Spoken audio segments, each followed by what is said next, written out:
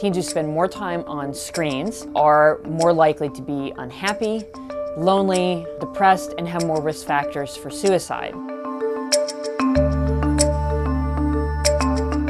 So I've been looking at iGen, the generation born between 1995 and 2012. So they're the first generation to spend their entire adolescence with a smartphone. And that's had ripple effects across their behavior, their attitudes, and their mental health. Teens are spending a lot less time hanging out with their friends in person.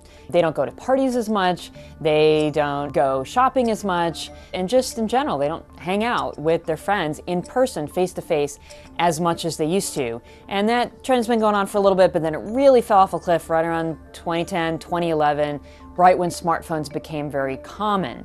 So that might also be the reason for the second trend. Around 2011 and 2012, I started to notice some pretty big increases in symptoms of depression, in anxiety, even in suicide risk factors. So across the board, iGen teens are telling us that they are suffering, that they feel more anxiety, more depression than teens did just 5 years ago.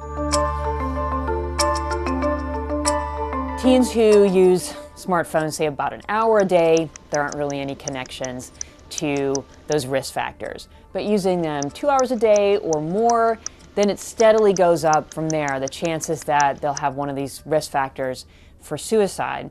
So I think that setting limits on the amount of time that teens are on their phones is probably the best way to go. You don't need to yank the phone completely out of their hands, but use an app or use some kind of other way to limit the amount of time. So they're using it to keep in touch with friends, but they don't have it in their hands 24/7.